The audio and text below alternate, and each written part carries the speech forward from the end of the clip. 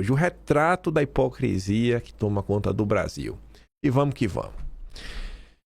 Começando com a nossa... Ah, não, eu pensei que era a Daniela Lima. Já olhei rápido aqui, eu falei, ai, botei Daniela Lima já no início, calma. Ainda não é ela não, me passei. A UOL ontem de manhã cedo vinha falar o seguinte: indignação de Lula com Toffoli respinga em aliança estratégica com o Supremo. Desconforto que o caso Master gerou entre Lula e o Toffoli ameaça ter um efeito colateral e acabar respingando na relação entre o Palácio do Planalto e a ala política do Supremo. Do lado de Toffoli, a desconfiança paira sobre o papel de Lula na condução da PF nas investigações sobre o Master e seus tentáculos. Teria a PF avançado sobre as relações de Toffoli e o Paquito sem o consentimento de Lula? Óbvio que não, né, gente? O efeito colateral desse estado geral de animosidade pode acabar por deteriorar a mais estratégica aliança do terceiro mandato de Lula. A ponte construída com a ala política do Supremo serviu de contraponto à relação tormentosa com o Congresso. Contraponto, né? Assim, resolvendo as coisas na canetada, passando por cima do voto de todos os brasileiros. Porque o parlamento é para isso, né? É para a vontade da nação ser colocado em pauta. Mas Lula não aceita e aciona o Supremo. Essa percepção de que a coisa não tá muito bacana entre Lula e o Olimpo não é algo a ser desprezado. Porque, perceba, primeiro, essa jornalista de bastidor lá do UOL comenta, né, a Thaís Bilenque, e depois a Clarice Oliveira traz mais informações sobre isso. Talvez ela leu essa nota lá no UOL, ela viu e falou, vou falar aqui com os meus contatinhos no Planalto, meus contatinhos petistas. Decepção e traição. As conversas de Lula sobre Toffoli, segundo aliados. Clima pesado, decepção, traição. Com esses termos e outros até mais ácidos, com direito inclusive a palavrões, alguns dos aliados mais próximos do Lula resumem o sentimento dele em relação ao Toffoli. Relatos feitos sob forte reserva dão de conta que Lula sinaliza uma ruptura definitiva com o antigo aliado, que devela a cadeira de magistrado na mais alta corte do país. Lula afirma, um desses aliados fala em traição altíssima. Aí vocês perguntam, traição pelo quê? Papo furado dessa história aqui, lá da Lava Jato, Lula fica querendo vender esse papo aí, mas eu acho que não tem nada a ver com isso, que diz, que lá atrás, que o Lula que fez umas coisas, o Toffoli não deixou. O ponto central da insatisfação do Lula tá ali, ó. O que ocorre no entorno do Lula é que a sucessão de acontecimentos do caso Master cria um problema adicional para o governo, diante da largada de uma campanha eleitoral que promete ser difícil. Não se trata de pré-julgar o Toffoli, insistem petistas próximos a Lula, até porque a ordem é defender a presunção de inocência e o direito de defesa. Mas as decisões judiciais polêmicas de Toffoli, a maneira como ele lidou com a crise e sua insistência em permanecer por tanto tempo na relatoria do caso, contribuíram para agravar drasticamente a situação. E qualquer escândalo no Supremo é lido pelo povo como escândalo do PT, do Lula, porque um está colado, é umbilicalmente, né, conectado ao outro. São a mesma coisa. Lula e o Supremo é uma coisa só. E todo mundo já percebeu. A raiva de Lula é essa. É porque Toffoli está atrapalhando o projeto político dele. Aí, Dom Pedro III, a lenda, não gostou das entrevistas que o cara aí da Unafisco concedeu nos últimos dias e já mandou a Polícia Federal ir atrás do homem. Hoje ele tem que depor para se explicar, rapaz. Aquelas falas antidemocráticas que eu falei que eu discordava. Falas antidemocráticas, inaceitáveis. Tá ali, ó. Dom Pedro III manda a Polícia Federal intimar presidente da Unafisco após críticas ao Supremo. Dom Pedro III determinou que a polícia vá atrás do educador Unafisco, o Kleber Cabral, para que ele preste esclarecimentos sobre as declarações dadas à imprensa ao longo da quarta-feira, dia 18. Ele foi intimado a depor nesta sexta, às 3 horas da tarde. Por mim, ficar até preso, para aprender que não se brinca com a democracia nesse país. Piada à parte, né? Capaz desse cara ser até bolsonarista.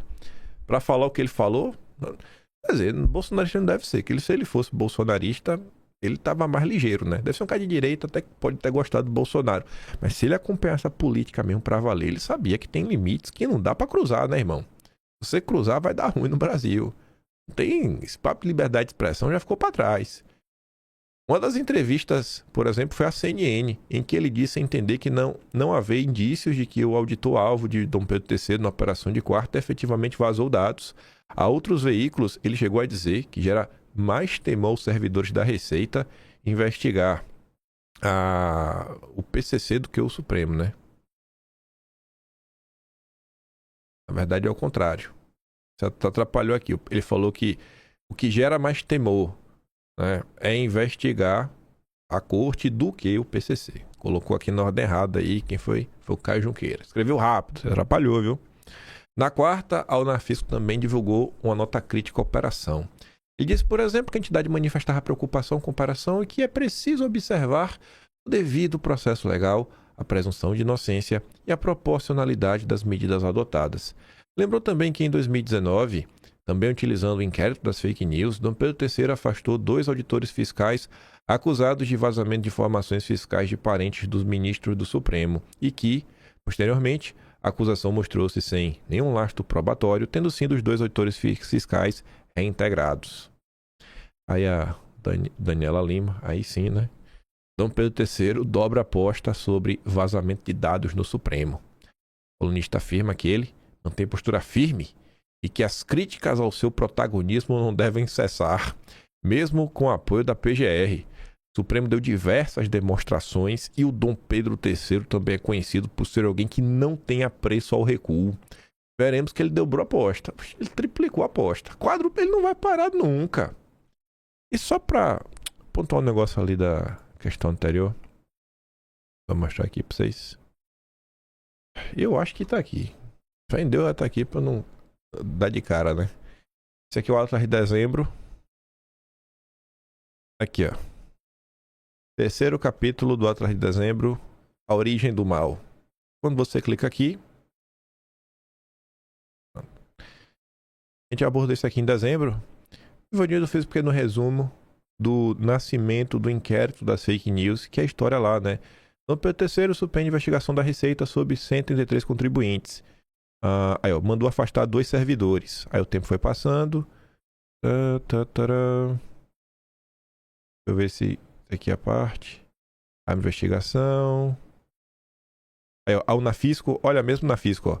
Dom Pedro III viola tratado internacional e afasta 2 auditores. Aí comentávamos. O TCU descarta legalidade em ação que gerou a punição do auditor. Vai estar alguma dessas duas aí falando que eles foram reintegrados. Nota, sindicato. Aí, ó. Luciano Castro e Wilson Silva eram servidores concursados, entregavam encriptos, tiveram que entregar nacional. 3 meses depois foram reintegrados pelo Dom Pedro III. Em 2020, o TCU apontou legalidade, legitimidade e eficiência da investigação. O trabalho estava correto, mas foi descartado. Aí a gente comenta lá as coisas que aconteceu, tudo mais. Tá lá. Comentamos sobre isso em dezembro. Não é a primeira vez que a Unafisco entra em campo para defender auditores em um processo relacionado ao inquérito das fake news, né? Esse é o Brasil. Veja como as coisas se repetem. Só que de uma forma até pior, né? Porque agora o cara da Unafisco vai ter que prestar esclarecimentos ao longo do dia de hoje. Quando a Daniela Lima fala que Dom Pedro III vai dobrar a aposta, essa aqui foi a matéria que chamou minha atenção. Eu vi que ela circulou ontem a manchete. Algumas pessoas postaram. Eu vi mesmo, por exemplo, a PAN postando a manchete, né? Mendonça versus o atropelador geral da República. Aí sim, a Maria Cristina Fernandes tá falando do Careca. Valeu. Carequinha atropelou a Receita, a TCU, servidores, Fachin e finalmente André Mendonça, que, se não o enfrentar, perderá a autoridade como de relator do caso Master. Essa matéria, além de relembrar os absurdos que estão acontecendo, o absurdo do uso do inquérito das fake news, a parte interessante, e por isso que eu digo, tem que ler a matéria até o fim, por mais óbvia que pareça ser. A Maria Cristina Fernandes traz uma informação relevante, que é a seguinte, ó, os 2 ministros mais atropelados deste enredo, que é o Mendonça e o Fachin, tiveram uma conversa na semana passada. O fato de nada ter vazado do encontro sugere que tenham se dado bem. Resta saber se transformarão este entendimento em uma atitude para conter o Dom Pedro III. E ela vai relatando. Depois a militância acadêmica do Mendonça no combate à corrupção tende a aproximar de Fachin. Aí outro processo, tem outra parte na frente que ela diz, o Mendonça já mostrando algum comedimento, cancelou um evento que ia participar lá em Salamanca, e teve isso, teve aquilo outro, pipipi, popopô, e vai mostrando aqui um certo alinhamento também com o Fachin, na luta aí pelo código de ética, o código de conduta, lá no Supremo. E o Mendonça que foi escolhido, né? A gente fez aquela matemática no dia, as opções meio que sobravam, não era do Mendonça. Eu falava, vai cash na mão do Zanin, né? Se é que o Zanin quer segurar essa bomba. Caiu na mão do Mendonça. E temos algumas coisinhas interessantes sobre o Mendonça. Mas calma que a gente vai chegar lá. Mendonça já reduziu um pouco do sigilo, deu uma empoderada da polícia. Parece que realmente vai dar carta branca, né? O Caio Junqueira já tinha antecipado, a gente comentou no vídeo de ontem. E essa carta branca já tem os seus primeiros frutos. Mas antes, quem também trouxe algumas informaçõezinhas curiosas, só uma pitada assim para dar uma temperada, foi o Mário Sabino. Normalmente ele faz umas notas de opinião. Aqui ele traz algumas opiniões que ele deve ter coletado com seus colegas da imprensa, né? Colegas do consórcio. Talvez ele foi conversar com a chefa dele, a Lilian, do Metrópolis. Dizem que a Lilian tá cheio de material, mas que ela não tá querendo acabar casamentos. Master. Irritações, medos, desconfianças e certezas no Supremo. Nos bastidores da corte, há muitas coisas acontecendo em relação ao caso Master, e só parte delas veio à tona nos jornais. Vamos começar pela parte que veio à tona. Aí diz, sim, tem uma parte que está irritada com Dom Pedro III por ele ter usado o inquérito das fake news para perseguir os auditores da Receita. Aí relembra. Também é fato que alguns ministros nutrem um medo, um receio, de que Dom Pedro III possa estar montando dossiês contra eles para evitar ser entregue aos leões juntamente com o Toffoli. Dom Pedro III sabe que o seu destino é indissociável do ex-dono do resort. Entre os ministros não é desconfiança, mas certeza que partiu de Toffoli o vazamento de diálogos da reunião fechada. Agora o que não veio à tona e que está vindo agora. Dom Pedro III desconfia, naquela desconfiança paranoica que é certeza, de que algum banqueiro pagou para obter as informações sigilosas sobre a vida financeira dele e de sua família publicadas pela imprensa. É a nota do Igor Gadelha, colega da imprensa aí, né, de Metrópolis, do Mário Sabino. E aí o Mário Sabino agora crava que ele está convicto que algum banqueiro está envolvido. Já vai se consolidando a certeza de que Toffoli vazou as falas da reunião por meio de seu assessor de imprensa informal, o Márcio Aide. A fala do ministro sobre abrir as próprias contas, desde que todos o fizessem, foi vista como ameaça política. Até o momento, Mendoncinha dá indicações de que não vai interferir no trabalho da PF, apesar de sua fala contra a corporação na reunião cujos diálogos foram publicados. É enorme a preocupação com o que poderá ser revelado sobre as festinhas de arromba que o Paquito organizava. Mais do que os escândalos financeiros, um escândalo amoroso é visto como especialmente desastroso para o que resta de reputação do Supremo. A festa que mais preocupa é a que aconteceu em Trancoso em outubro de 22. E contou com muitas dezenas de mulheres contratadas para entreter as poucas dezenas de convidados. A equipe do Supremo Futebol Clube joga menos coesa, embora continue favorita para vencer o campeonato. E sobre essa festinha? Apuração da Jussara Soares. E eu começo exatamente com você, Jussara, porque a investigação está chegando agora nas festas, está chegando nas imagens, e daqui a pouco a gente vai saber dos convidados dessas festas. Como é que está o clima em Brasília com essa possibilidade de termos esses vídeos expostos? Boa noite, Márcio, Caio e todo mundo que está aqui com a gente hoje. Olha, a grande preocupação dessas pessoas que algum dia foram convidadas de Daniel Vorcaro para estar nessa casa lá na praia de Trancoso, na praia dos nativos em Trancoso, é que tenha registro de imagens desse circuito interno que a repórter Thaisa Medeiros mencionou há pouco. Márcio, qual que é? Registro de imagens. Imagina, né? Se coloque no lugar desses caras.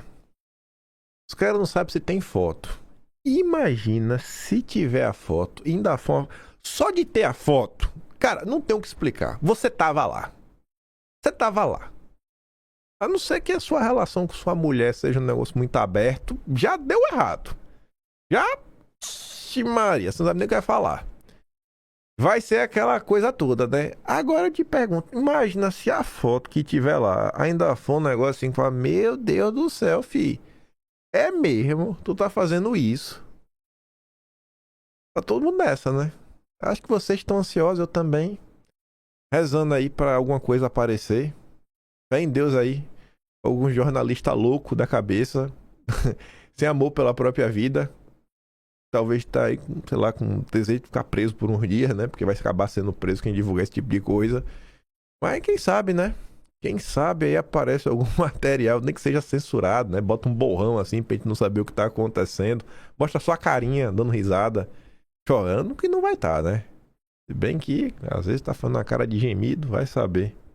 Grande questão, a grande preocupação é que em algum momento, inclusive os proprietários desta residência possam ter ficado com essas imagens todas. Aí sim é a grande questão. O que eles dizem, né, segundo eu pude apurar, que estão um pouco mais tranquilos neste momento, é justamente o fato de que não há registro em celulares e nem de foto nem de vídeos. Porque, como também a gente já trouxe aqui, havia toda uma recomendação de que todos os convidados deixassem do lado de fora os seus celulares, não entrassem. Então, essa é o único cuidado que eles tomaram. Mas a grande preocupação agora, com o avanço das investigações, é que essas imagens dessas festas tenham ficado armazenadas. É o grande cuidado agora dessas pessoas, como o pedido de investigação é para tentar identificar quem foram os eventuais magistrados e políticos, autoridades que estiveram nessas festas patrocinadas por Daniel Vorcaro. E, Márcio, eu também conversando com pessoas que inclusive conviviam com Vorcaro, eles me dizem o seguinte, que Vorcaro tinha um grande estilo ali, um estilo de fazer festas com muita ostentação, esbanjar mesmo.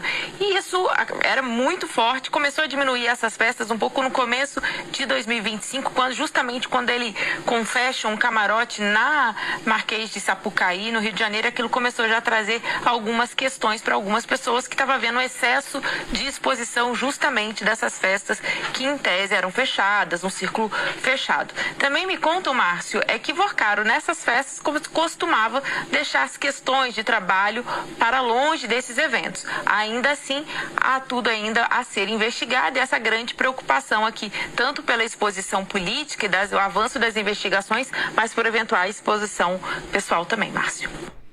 Pois é, né, Márcio? Ah, Jussara. Espero que estiver trazendo imagens. Quero imagens. Mendoncinha, como eu disse, né? Disse que ia dar carta branca. Mendonça reduz sigilo de caso, né, do Master e dá mais autonomia para a PF nas investigações. Talvez o que o Mendonça tinha que ser cobrado realmente retirar o sigilo deste caso. O Brasil precisa saber. Uma semana depois de ter sido sorteado novo relator do Banco Master, Mendonça manteve o caso em sigilo, mas aumentou a quantidade de pessoas com acesso às investigações dentro da PF. Além disso, deu mais autonomia para a corporação conduzir o caso. Em despacho divulgado nesta quinta, Mendonça assume um estilo que contraria procedimentos adotados quando Toffoli estava no comando das apurações. Até agora, apenas 4 peritos autorizados por Toffoli poderiam analisar o conteúdo de celulares apreendidos. Com a nova decisão, a PF fica autorizada a ampliar o número de policiais com acesso aos dados e capacidade de elaborar relatórios sobre os conteúdos do que foi encontrado. Em ofício encaminhado a Mendonça, isso aqui é relevante, a PF faz uma série de ponderações sobre a dificuldade de concluir a apuração. Segundo condições impostas por Toffoli, em um dos trechos, a corporação afirmou que havia cerca de 100 dispositivos eletrônicos para serem periciados e que um único perito levaria aproximadamente 20 semanas de dedicação exclusiva para a realização dos exames de extração. Querem levar 20 semanas, velho. Calma. Vocês querem trabalhar com pressa? Vou deixar vocês trabalharem. Tem um fator relevante que não está nessa nota. Vou só abrir aqui que eu sei quem falou sobre isso. Abrir aqui a matéria do Igor Gadelha sobre esse assunto. O que é que tem de relevante, né? Olha só. Flávio. Aqui, ó. A do Mendonça. Ó. A primeira decisão. Ó, aqui, ó. Em despacho sigiloso a qual a Conn teve acesso. Metrópolis falou sobre isso. Estadão falou sobre isso. Globo falou sobre isso. CNN falou sobre isso. Um despacho sigiloso que todos tiveram acesso. Mendonça já tinha dito que é o caso da vida dele. Gente, qual a chance de não ser o próprio gabinete do Mendonça, o grande interessado que a imprensa saiba dessas informações e publique? Para mostrar, ó, a gente vai trabalhar. Mendonça tem um ego como qualquer ser humano tem, né? E eu acho que ele tá tentando já passar uma mensagem. O Mendonça queria que a imprensa inteira soubesse. E se o Mendonça não quisesse, ninguém ia saber. Era um despacho sigiloso e toda a imprensa teve acesso. Em detalhes. Em detalhes, para mostrar, olha que o Mendonça agora vai fazer um contraponto ao Toffoli. Eu espero que o Mendonça nos encha de alegria. A PF pediu que as extrações, indexações e análises sigam o fluxo ordinário de trabalho pericial da instituição, com distribuição regular das demandas entre os peritos. Também solicitou que, após as perícias, mantenha a custódia integral dos bens apreendidos nos depósitos da PF. Mendonça concordou com os investigadores, desde que eles se responsabilizassem pela preservação do sigilo do caso. O ministro citou um artigo acadêmico que escreveu em espanhol para lembrar que o segredo deve ser mantido para evitar o uso político das informações. Destacou que a PF deve manter o sigilo do que apurar até mesmo para seus superiores, indicando que os policiais não estão autorizados a repassar ao governo o conteúdo da apuração. Vamos ver, né? O ministro também autorizou que a PF realizasse as diligências que julgar necessárias, como, por exemplo, a oitiva de investigados e testemunhas nas dependências da PF. O relator também afirmou que a Diretoria de Inteligência da PF tem o dever de compartilhar com os delegados responsáveis pelas investigações as informações de inteligência sobre as apurações. O despacho de Mendonça abre, assim, mais possibilidades para a PF conduzir as investigações, uma vez que o ministro liberou acesso aos dados apreendidos a setores da corporação que antes estavam impedidos de analisar o material. Uma das principais fontes de documentação é o conteúdo de mídias eletrônicas e arquivos encontrados em aparelhos celulares. Então, possivelmente, as coisas vão começar a avançar. Agora terão mais peritos para olharem nessas mídias digitais e ver, né, o que é que encontra aí nessas mensagens. Ontem de manhã, a CNN disse que o Paquito vai falar. Vai falar na segunda-feira. Ao longo do dia, a Mendonça permitiu, se ele não quiser, ele não precisa depor. É aquela determinação padrão que acontece em toda a CPI. Toda vez que recorre ao Supremo, eles falam isso. O Mendonça não iria dar uma decisão contrária, mas o Paquito disse aí que vai falar. Vamos ver o que o Paquito vai contar. Eu espero que ele cante bonito. E o parceiro dele, o Guga Lima, que teve também o seu banco aí, o Banco Pleno liquidado extrajudicialmente, ganhou aí, né, destaque. Crédito Sexta do Banco Pleno foi privatizado por Rui Costa e passou de cartão quebrado a operação bilionária em poucos anos. Foram necessários 3 leilões e mudanças no produto para tornar a operação mais atrativa e conseguir um comprador. Rui Costa, PT baiano, Master, Pleno, PT quebradeira, tudo a ver. E vamos falar do PT? Finalmente chegou o dia de a gente falar desse carnaval que rendeu, teve muita coisa e vamos voltar 10 dias no tempo. 9 de janeiro, na verdade dia 8, lá do Jardim publicava: a estreia de Janja em carro alegórico na Sapucaí é desaconselhada pela ala jurídica do Planalto. Já começava a rondar na imprensa, uns 10, 12 dias atrás, e ia ter uma escola, né, acadêmico de Niterói, e estaria homenageando Lula. E isso começou a gerar vários burburinhos, mas como assim? O que é que está acontecendo? Isso é um absurdo? E, gente, parece que o PT, Lula, Janja, eles sabiam disso há muito tempo. Muito mais tempo do que as pessoas podiam esperar e que a imprensa vinha noticiando. Talvez desde 2025, e tem como provar. Não só por imagens, mas pela agenda oficial do Palácio do Planalto. Mas antes da gente chegar lá, começou, né? Tá estranho. Teriam de inelegibilidade. Óbvio que não vai ter, né? Porque Lula não é Bolsonaro. Já no início dessas confusões, a imprensa fez o papel dela. De maneira surpreendente, que nenhum jornalista do consórcio passou pano por os absurdos, nem mesmo o ex-ministro da Dilma, né, o ex-ministro petista Thomas Trauma, a gente vai chegar lá. Mas a turma do antagonista foi lá conversar com especialistas, advogados, e colocou ali, né, Wilson Lima. Bom dia, turma. Conversei com alguns advogados eleitorais e eles foram taxativos ao afirmar: se uma denúncia por abuso de poder econômico for julgada contra Lula com o mesmo rigor que determinou a cassação de Bolsonaro, Lula teria o mesmo destino.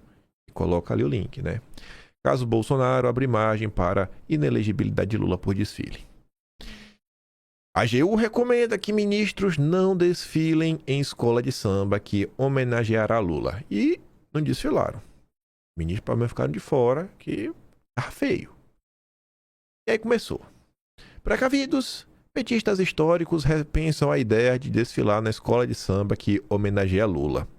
A escola vai apresentar o enredo Do Alto do Mulungu Surge a Esperança. Lula, o operário do Brasil. Bateu um certo medo de eventuais vaias. A turma mais precavida está preferindo abrigar-se no camarote de Eduardo Paes, onde estarão também Lula e Janja.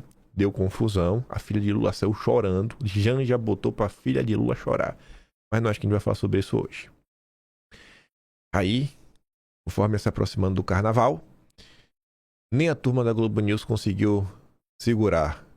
André Sadi, integrante do judiciário, vem em risco de desfile sob Lula parar na justiça eleitoral. Por quê, né? Porque, cara, tá um absurdo. É um absurdo o que aconteceu. A parte mais relevante que a Globo não colocou aqui na chamada do tweet, mas está na matéria da Malu Gaspar, era: Planalto teme desgaste político. Isso daqui acho que a gente não vai conseguir comentar sobre isso hoje, mas realmente acabou acontecendo isso. Pesquisas inclusive já foram feitas mostrando que grande parte da população achou um absurdo o ataque à família, aos cristãos, aos evangélicos. E mesmo com pesquisas em mãos, o Lula não aceitou. O Lula falou que o povo tá maluco, tá revoltado com quem tá jogando contra no Planalto. Você viu o nível de loucura que o Lula tá tomado. O cara ficou louco, um velho louco, é o Lula. Ex-ministro petista e ex-assessor de Palocci, funcionário da Globo, mesma coisa, é um puxadinho do PT. Thomas Trauma. Trata-se sim de propaganda antecipada. É um desfile que poderia ser feito na Coreia do Norte, um desfile de bajulação ao presidente no ano eleitoral. Obviamente que uma propaganda eleitoral gratuita pode ser uma decisão espontânea da escola de homenagem a Lula. Porém, no ano eleitoral, trata-se sim de uma propaganda antecipada. Acredito que a partir de junho, o TSE será mais rigoroso sobre uma punição ao PT e a Lula sobre isso. O Merval Pereira também criticou. Isso eu vou dar play porque... por duas coisas. Primeiro que quem colocou aquele texto foi a Pri. Aí, será que a Pri colocou um texto verdadeiro? E segundo, porque essa parte me emociona, né? O Merval Pereira teve que falar que, rapaz, que se fosse com o Bolsonaro, né?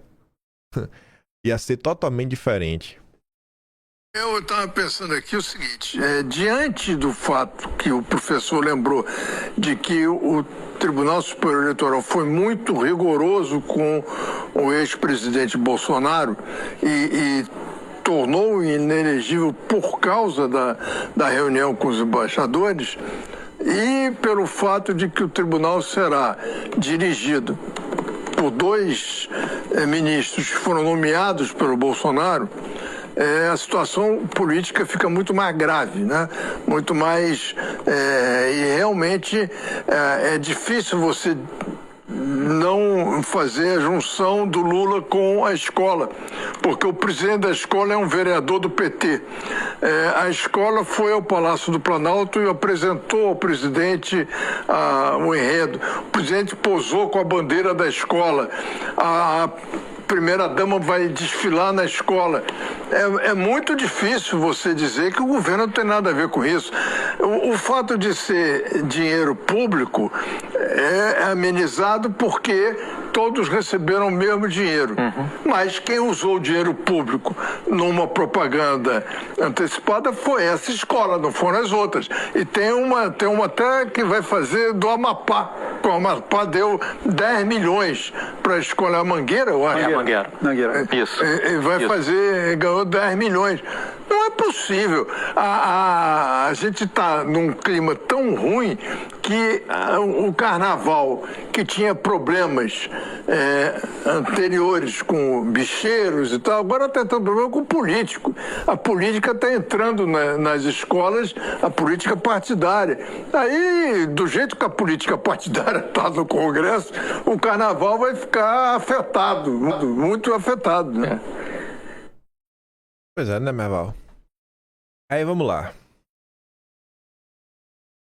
Começando a falar da hipocrisia. Justiça nega ações de parlamentares contra enredo de samba sobre Lula. Escola de Samba de São Paulo, que vai homenagear o MST, recebeu dinheiro do governo Lula. Um PT vale tudo. Pode ter dinheiro, pode ter tudo, pode homenagear. A justiça finge que não vê. Aí agora as coisas começam a ficar mais interessantes. Até onde Lula sabia, até onde o entorno de Lula sabia, até onde a Janja sabia do que ia acontecer. É o que eu falei pra vocês, né? Enquanto o brasileiro comum só ficou sabendo desse lindíssimo samba enredo nos últimos dias, parece que a turma do PT sabia de muito tempo e de antemão. O que inclusive reforça outro ponto, que são os ataques às famílias, aos conservadores, aos cristãos. Poxa, se a turma sabia como é que ia ser o desfile, o PT teve vários meses para pedir pro pessoal, cara, não faz isso, e mesmo assim, lavaram as mãos. E teve uma notícia sobre isso no Estadão, que a gente não vai comentar hoje. Mas veja essa.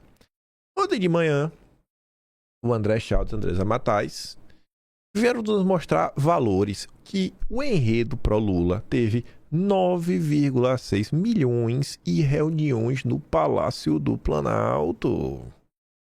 A Escola de Samba Acadêmicos de Niterói recebeu 9,6 milhões em verba pública para realizar o seu desfile deste ano, que homenageou Lula.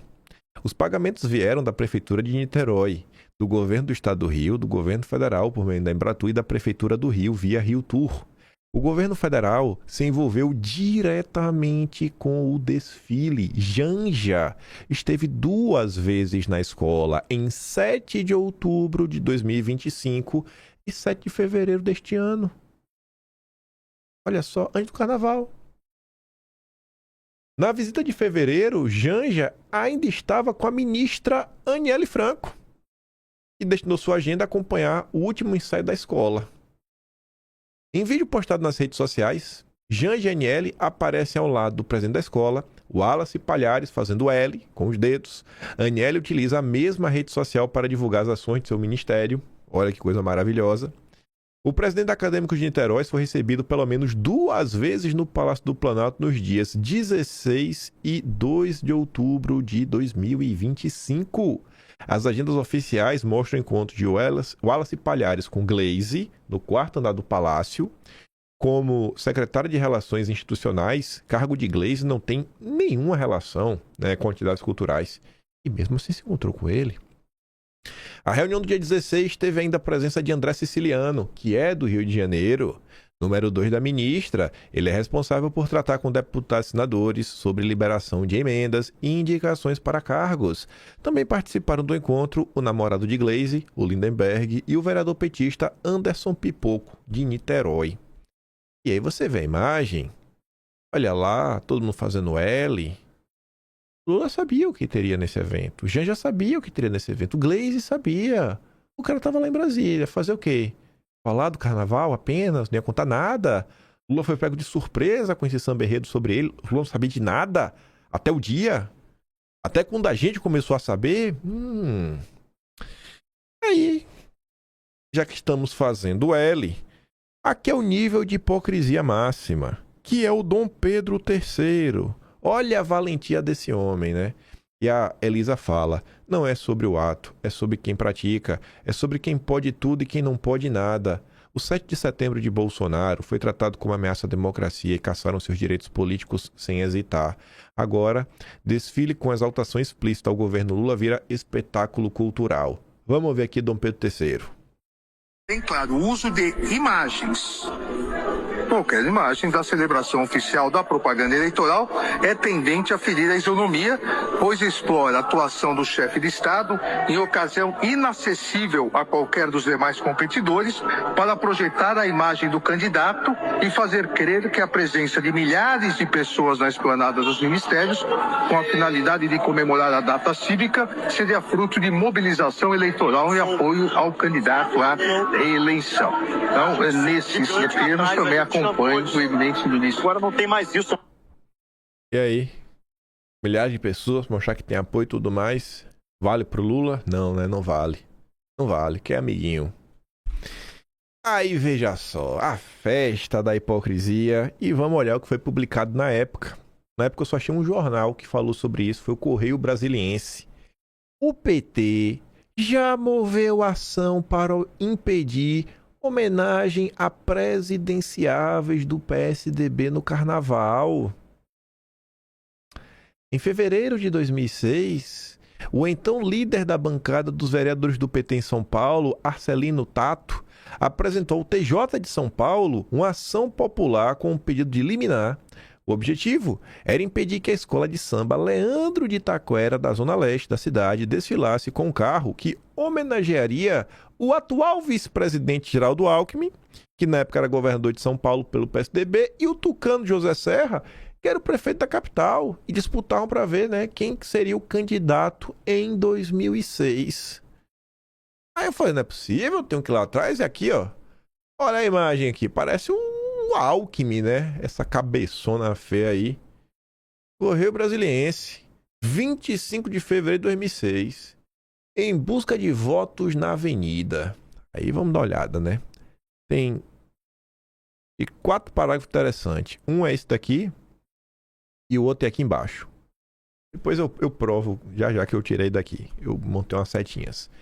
Olha o que acontecia em 2006. A Leandro de Itaquera é presidida por um tucano de carteirinha, Leandro Alves Martins. Este ano, a sua escola resolveu falar de festas populares de São Paulo que acontecem em um novo Tietê. É uma forma disfarçada de mencionar as principais obras do governo Alckmin, o rebaixamento da calha do Tietê, que permite a revitalização das águas do rio que corta a cidade de São Paulo, além da referência à obra Sorridentes, bonecos de Alckmin, Serra e do ex-governador de São Paulo, Mário Covas, outro tucano, farão parte do desfile. O que é que mudou, gente? O que é que mudou? Me diga, eu não sei. O que é que mudou? Pô, presidida por um tucano. Escola. Só olhar um negócio aqui, peraí. Pronto. A propaganda tucana é explícita no próprio site da Leandro de Itaquera ao explicar cada ala do seu desfile de hoje. Eis a descrição da 22ª ala batizada de Projeto Novo Tietê. Aqui vamos homenagear o povo tucano, guerreiro, assim como o leão da nossa Leandro de Itaquera, ambos buscando realizar o sonho de mais qualidade de vida para o povo paulista. A bancada de vereadores do PT em São Paulo tentou impedir a entrada dos bonecos tucanos na avenida.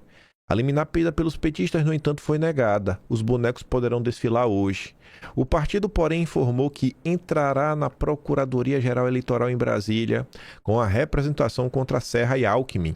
É de domínio público que o prefeito José Serra é um dos pré-candidatos à presidência pelo PSDB e o governador Geraldo Alckmin outro, diz o líder do PT na bancada de vereadores, Arcelino Tato. Isso é um flagrante desrespeito aos princípios da impessoalidade, moralidade e legalidade que norteiam a administração pública. Essa ação entre amigos é um verdadeiro escárnio com o dinheiro dos paulistanos. Aí eu pergunto, acadêmicos de Niterói foi dinheiro federal, estadual e municipal. Qual é pior? Lula, seu hipócrita, catinga da hipocrisia, hein? Mas, rapaz, que maravilhoso, né? Isso é memória política. Essa matéria na Folha de São Paulo, eu tenho certeza que o Nem tem o nome do autor dessa matéria, né? Mas quem escreveu essa matéria, que não quis assinar, é alguém que vive a política há muito tempo. Eu talvez recebeu alguma dica de alguém do PSDB. Isso são aquelas típicas coisas que quem lembra é só quem participou, só quem viveu a época e fala, rapaz, opa, vagabundagem dessa gente. Lá atrás podia fazer tudo, né? Ou não podia fazer nada, mas agora pode? Isso é o PT, gente. Isso é o PT. Passados aí exatamente 20 anos. Exatamente 20 anos depois, Alckmin agora é vice. E o Lula que tá desfilando com o carrinho lá do Lula. Aí eu coloquei aqui, né? Se você quiser bater um print de onde tiver, botei as setinhas ali, né? Dos parágrafos. Ficar bonitinho só pra vocês verem aí. Aí eu juntei esses parágrafos que tá aqui embaixo, né? Porque tava com Medium aqui em cima. Botei um embaixo do outro pra ficar mais organizadinho. Isso é o PT. Isso aqui é o PT.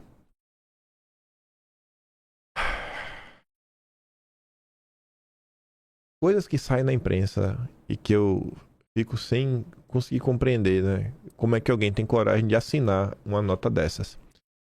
Fabiano Holanda disse: o recuo de gênero no desfile foi um bom sinal em meio ao caos. Gente, tudo tá acontecendo desse desfile de Lula, todos os absurdos feitos, todos os absurdos e os ataques à família. Apareceu um jornalista para achar algo bom para elogiar o PT. Tida justa ou injustamente como deslumbrada, Janja adorou aparentemente o papel de estrela de carro alegórico, tanto que chegou a participar dos ensaios. A questão é que o Brasil já é um pouco diferente de pelo menos há um semestre atrás.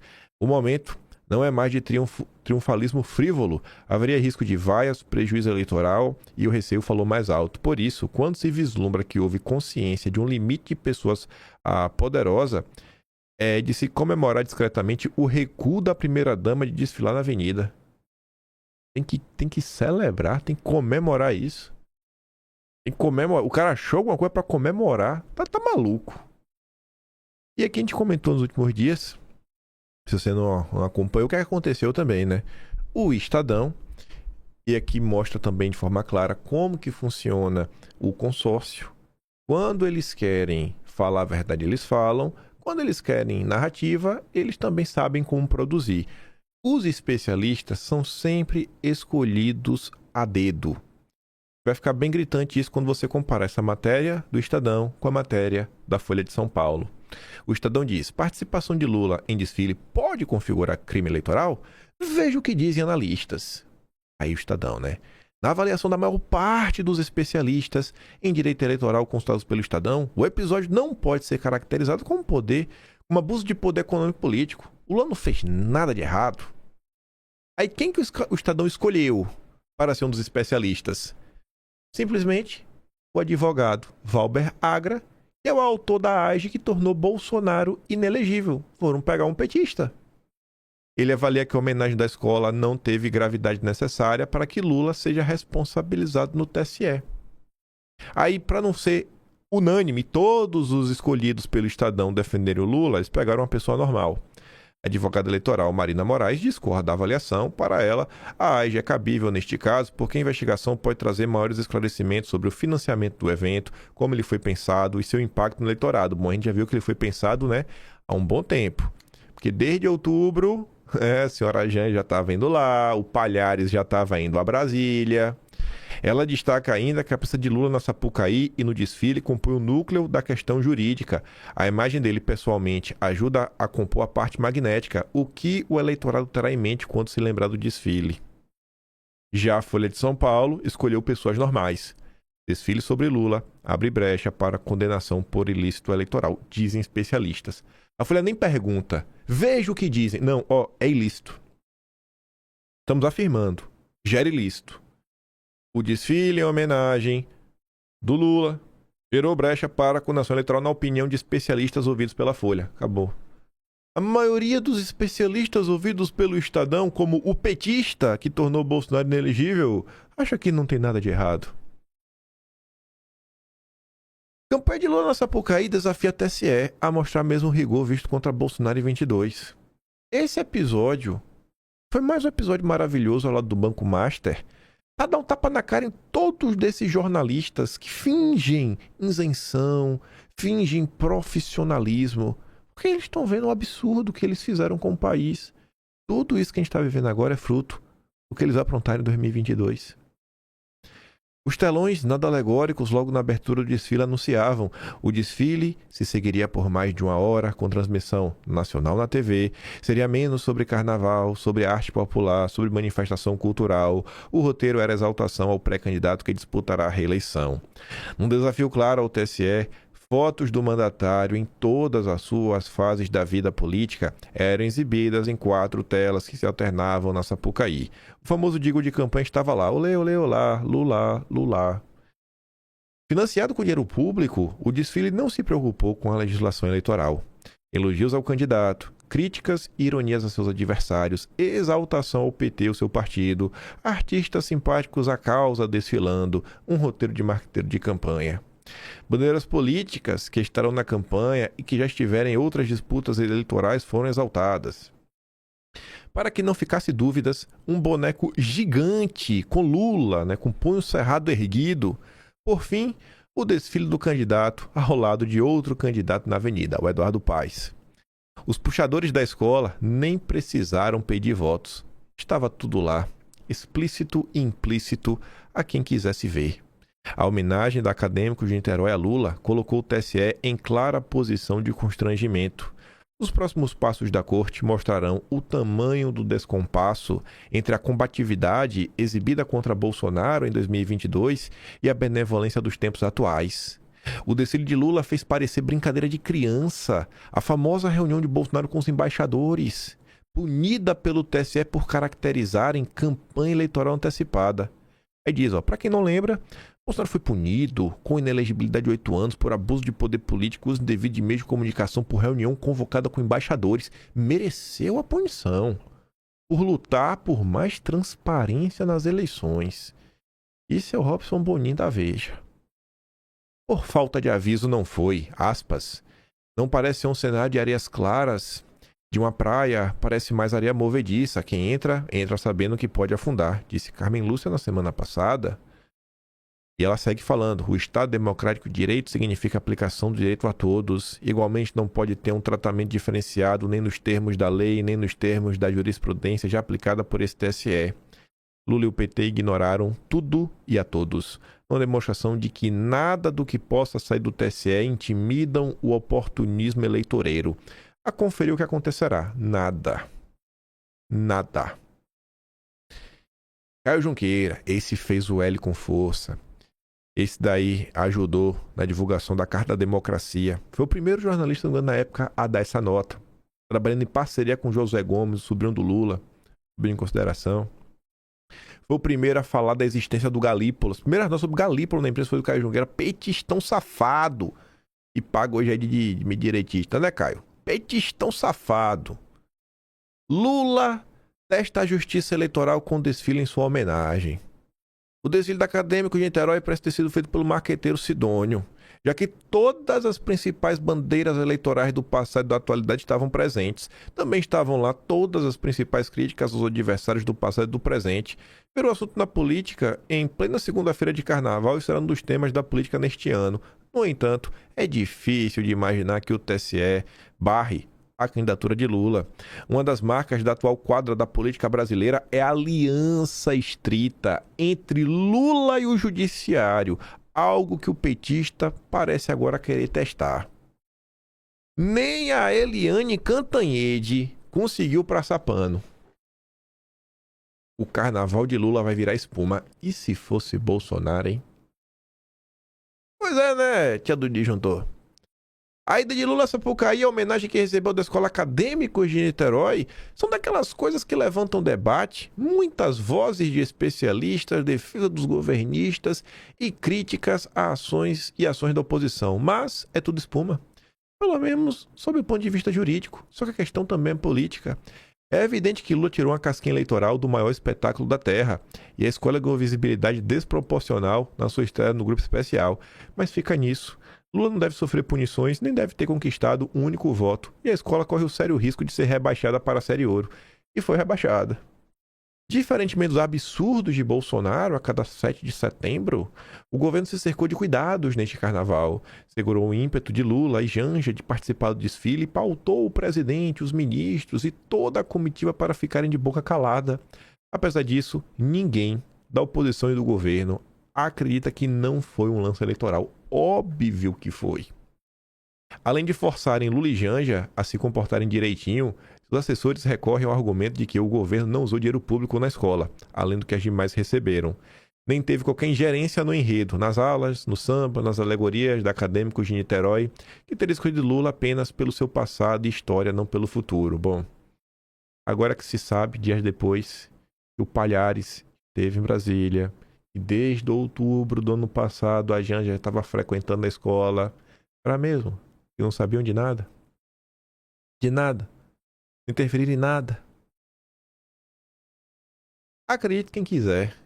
Quem viu o desfile sabe que a verdade transmitida ao vivo e gravada e fotografada sob vários ângulos é que a escola fez propaganda dos feitos do governo, do número de Lula nas eleições e até da estrela do PT. E se tivesse sido com Bolsonaro em 2022? O maior erro da escola, aliás, foi usar um boneco fantasiado de presidiário atrás das grades e com a tornozeleira eletrônica danificada. Lula e o Planalto não tiveram nada a ver com isso, nem sequer sabiam com antecipação. Sabia de nada que a escola ia fazer. Desde outubro frequentando e não sabiam de nada, não receberam nada com antecipação. Se tiveram, sabiam, foi uma burrice, porque a reação seria óbvia, como acabou sendo. A homenagem a Lula passou pelo TSE antes do desfile, sob o argumento de que a corte não poderia proibir antecipadamente, o que caracterizaria censura prévia. Também deve passar depois do desfile, realizado e encerrado, sob a alegação de que não foi campanha antecipada, apenas uma homenagem a um personagem relevante do Brasil. Não dá, porém, para tapar o sol com a peneira. Foi um ato eleitoral e será material da campanha oficial. Aí o Merval Pereira voltou, aí já depois do carnaval, campo minado. Esse enredo não é exemplo de propaganda eleitoral fora do prazo, muito difícil definir o que seja. Rapaz, não tem. Não dá pra fingir que todo mundo é palhaço, né? Pra tu ver, né, Merval? Diz a Thalita. Em 22, pra tirar o Bozo, valia tudo. Valia fechar os olhos, valia aplaudir perseguição, valia relativizar o abuso, valia permitir censura prévia. Você e seu grupinho de militantes bateram palma porque o mal maior era o Bozo malvadão. Informação pra vocês. Não tenho como comprovar isso. Mas o Merval Pereira, um cara da Academia Brasileira de Letras, trabalha na Globo, no mínimo, participa aí, frequenta, né, a classe média alta do Rio de Janeiro. O Leblon, esse pessoal. Merval Pereira chegou a rodar com algumas pessoas aí de barco no Rio de Janeiro, fazendo e tocando o terror, falando que as pessoas viriam até fugir do Brasil na época de eleição. E teve gente que acreditou. Eu sei disso porque eu conheço algumas pessoas e frequentam as rodas da alta sociedade do Rio de Janeiro e ficaram sabendo disso. Merval andando de lanchinha para um lado e para o outro. Você vê como são as coisas. Eu acho que eu cheguei a twittar sobre isso em 2022, quando me contaram. Esse é o Merval Pereira.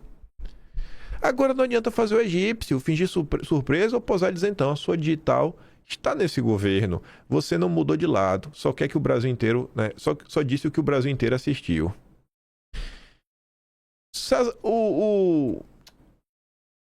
Meu Deus do céu. Coronel Melo Araújo. Nossa, quase que não saiu. Eu ia falar Celso de Melo. Coronel Melo Araújo fez uma parada importante e tem um agravante positivo nisso daqui, que é o quê? Primeiro eu vou falar da notícia. Vice-prefeito de São Paulo diz que desfile pro Lula é crime, mas que ninguém acredita em justiça. Manchete maravilhosa. Já deu em dois ao mesmo tempo. Já bateu no Supremo, que é a justiça, que é quem manda no TSE, e já bateu no Lula. Falou que um tá blindando o outro. Acho um absurdo que o ex-presidente Bolsonaro foi colocado como inelegível em um ato que está previsto na sua função, que é participar do 7 de setembro, que é defender eleições mais seguras, mais transparentes. O que aconteceu é crime eleitoral, campanha antecipada, e sabe o que vai acontecer? Nada. Ninguém mais acredita em justiça. Milhares de inocentes estão presos com a narrativa que não cola.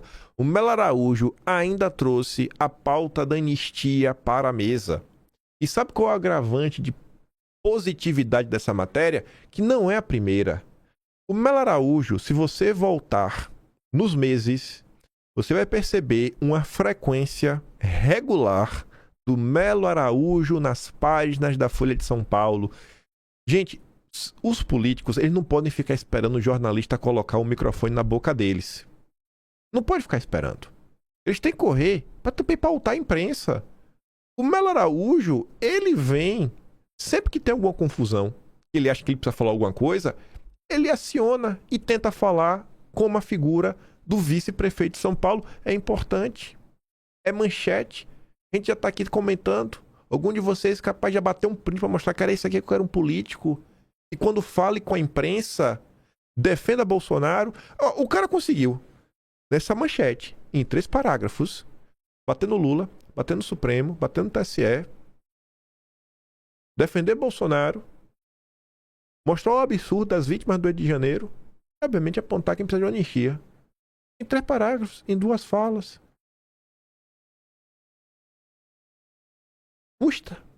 Custa a classe política fazer isso? Custa. Parabéns, Melo Araújo. De verdade, cara. Parabéns. Eu percebo que você faz isso, porque eu leio essa porcaria todo dia. E eu não sou o único que lê, né? Os assinantes da Folha de São Paulo, que são majoritariamente de esquerda, também leem. E os comentários, isso aqui é que a Folha de extrema-direita dando espaço para fascista. Vários comentários assim. Siga firme, Melo Araújo. Siga a cada evento importante, não só se pronunciando nas suas redes sociais que você faz, mas na imprensa também. Parabéns. Parabéns. Aí tivemos ontem o editorial do Estadão. Eu falei pra vocês só do final, né? Deu uma pitadinha ontem. Um editorial maravilhoso, de verdade, porque em menos de uma semana, por 2 vezes seguidas, o Estadão faz campanha aberta contra a reeleição do Lula, sem ressalvas ao nome de Flávio Bolsonaro. Isso é histórico. Não dá pra falar que é épico, mas é histórico. Eu nunca pensei que eu veria isso de um dos 3 grandes jornais do consórcio. Folha, Globo, Estadão. Eu nunca pensei. Ainda mais dos golpistas do Estadão. O samba do petista doido. A esta altura, pouco importa o que pensam os doutores da Justiça Eleitoral a respeito da flagrante antecipação de campanha eleitoral levada ao Sambódromo do Rio pela Escola de Samba Acadêmico de Niterói, na forma de homenagem ao Lula. Provavelmente, alguns ministros do TSE produzirão muitos prolegômenos parnasianos para sustentar argumentos destinados a exonerar os carnavalescos, bem como os beneficiários da patuscada de qualquer ilícito eleitoral, citando alíneas e parágrafos de uma legislação que, ao fim e ao cabo, só serve para aplicar multas irrisórias contra quem delinque de forma contumaz, que é o caso de Lula. Eita, chamou de delinquente contumaz. A da primeira. Mas para quem viu o horroroso desfile, já fez juízo de valor, né, chamando de horroroso, e ouviu o destrambelhado samba-enredo, não restou dúvida nenhuma de que se estava diante de um ato característico de campanha, que, bem ao estilo petista, debochou da inteligência alheia, da lei, dos adversários de Lula, dos evangélicos e da instituição da família. Rapaz, um baita primeiro parágrafo, né, para começar na voadora. Tudo isso sob as bênçãos de Lula em pessoa. E não só em pessoa, como também no passado, né? E não só acompanhou o desfile de um camarote do Sambódromo, como desceu a avenida para cumprimentar os integrantes da escola. Por muito pouco, a senhora Janja não desfilou como destaque no carro alegórico. Ela chegou a se preparar para o desfile, mas alguém de bom senso deve tê-la convencido que sua presença ali selaria simbolicamente a relação direta entre a apresentação da escola e a campanha do marido da reeleição. Mas a ausência da Janja na 10ª hora não muda a essência da vergonha. De início, saliente-se que o presidente de honra da Acadêmicos de Niterói é um vereador do PT, quem? Anderson Pipoco. Aí agora, temos que voltar ali no início. Quem que foi visitar a Glaze junto com o Palhares? Anderson Pipoco. Que coincidência. Quando voltamos para 2006, qual era a acusação? O presidente da escola era um tucano, pois o presidente de honra da escola é um vereador do PT. 20 anos depois acontece a mesma coisa, gente. A mesma coisa. Uma escola de samba cujo presidente é ligado ao partido político que está sendo homenageado. Em vez de ser o vice do Lula, agora é o próprio Lula. Vocês compreendem como as coisas no Brasil se repetem. Não é que elas se repetem, não é que lembra, não. São iguaizinhas. Em 20 anos depois. Igualzinho.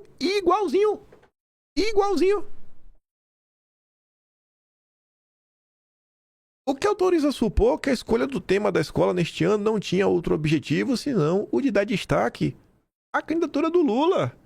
Obviamente, como era de se esperar, Pipoco negou que o desfile tenha tido caráter eleitoral.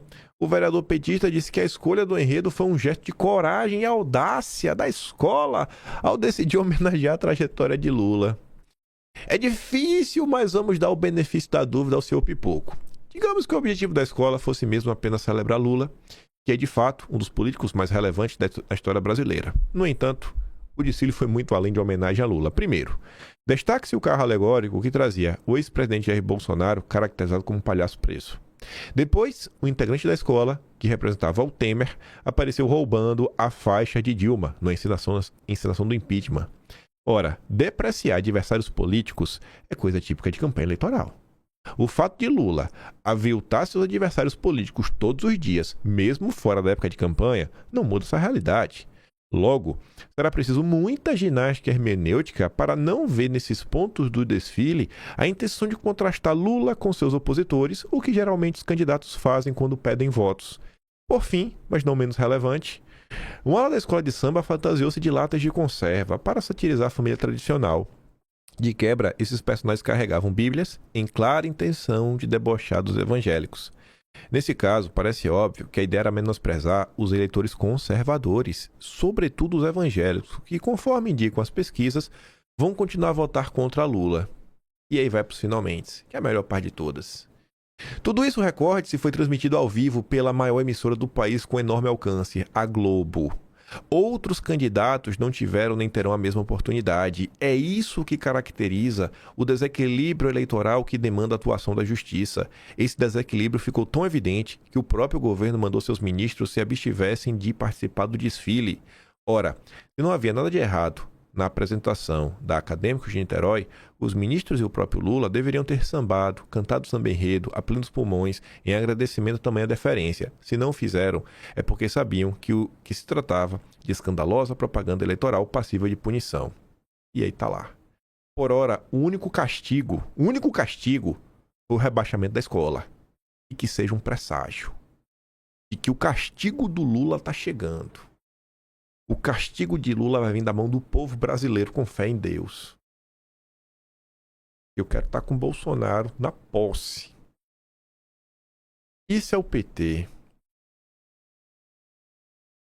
Governo vê mais danos políticos do que jurídicos com desfile sobre Lula. A leitura de interlocutores do presidente, que, ala de neoconservadores em conserva, crionizava setores da sociedade como grupos evangélicos, pode afastar um segmento que o PT tenta desde sempre se aproximar sem sucesso. Um aliado de Lula relatou à CNN, por exemplo, que recebeu uma ligação de uma liderança evangélica que era próxima ao bolsonarismo e se converteu ao lulismo, reclamando desta ala, deve ser o Tony de Paula. A leitura também que a reação nas redes sociais foi majoritariamente negativa. Essa era a deixa para a gente falar dessa ala em específico e desses impactos eleitorais. Mas fica somente para amanhã. Ou se não, vai pro Atlas. Vamos ver o que... Porque hoje é sexta-feira, né? Hoje é sexta aí. Vou ver aqui se tem alguma notícia, por hora não. Só abrir aqui a página da Globo, só por via das dúvidas também, ver se tem alguma coisa assim muito absurda aqui, ó. Até botar assim na tela. Não, tem nada ainda, ninguém preso. Malu Gaspar não foi presa ainda, não sei se vai ser presa, né? Vamos olhar aqui também, nada. Então, é sexta-feira, né? Sexta-feira a gente nunca sabe o que é que pode rolar. Vamos ver o que vai sobrar pra gente falar amanhã. Além disso, tem umas confusões aí também eleitorais do Lula, o vice lá do MDB, algumas coisas ligadas ao Flávio Bolsonaro, seu potencial eleitoral, tanto lá a questão da Atlas Intel, quanto a fala lá do cara do PT, e as confusões da direita. Não sei se vocês estão na rede social, mas estão me chamando pra dançar, né? Aí você sabe. Depois eu respondo, aí o povo chora. Eu tô quieto, tô na minha, tô tentando comentar dos assuntos. Aí estão me enchendo o saco, Depois se eu falar, Aí não pode chorar, viu? Não pode chorar. Não pode chorar. Não pode surtar. Eu tô quieto. Eu estava quieto, né? Eu já tô começando assim a pensar. Vocês estão querendo uma respostinha. Mas, enfim, vamos ver o que é que nos aguarda o dia de hoje. Tenho a impressão que o Paquito vai nos surpreender, véio, em algum momento. Mas por hora eu fico por aqui. Vou mandar os vídeos que eu dei play lá no Telegram. Depois, ó, vou até botar aqui de volta. Como é que desliga aqui essa... Depois chega aqui, ó. Vou terminar o vídeo até nessa tela aqui, ó. Assim, ó. Bonitinho assim, ó. Depois você pega esse print aí, você salva com você. Você mostrar pras pessoas. Cara, isso aqui é notícia de 2006. 2006. Está disponível na Biblioteca Nacional. Você mostra pras pessoas que você conhece. Essa notícia é de 20 anos atrás. Aí você pergunta o que é que mudou. Você mostra ali a foto do boneco do Alckmin. O que é que mudou? Bate uma foto aí, bate um print. Não tem com você. Esfrega na cara do petista no teu trabalho. E agora, irmão? Qual a justificativa? É o próprio PT que está defendendo isso. Inclusive, eu não sei como é a ação, porque o PL vai entrar com a ação aí, acho que o Novo entrou com a ação. Eu não sei quais são os argumentos, mas eu acho que cabe, né? É bem possível incluir exatamente isso. Os partidos políticos de direita e as pessoas que estão incomodadas deveriam usar o próprio PT como exemplo, que os próprios petistas acreditam que esse tipo de ação merece punição. Ali, ó. 25 de fevereiro de 2006. Escolha meu trabalhinho, quiser dar um pouco mais também. Pode ser um membro do canal, tem um botão de valeu, tem um Patreon na inscrição e tem o Atlas Brasileiro, kimpaim.com.br. Tô meio cansado esses dias, tô meio doente, peguei uma doença com uma virose. Não tô tossindo, mas sabe quando tá inflamado a garganta? Assim, fé em Deus, amanhã eu tô zerado também. Fiquem com aquele grande beijo e abraço. Tamo juntos. Valeu, meus amigos. Fui!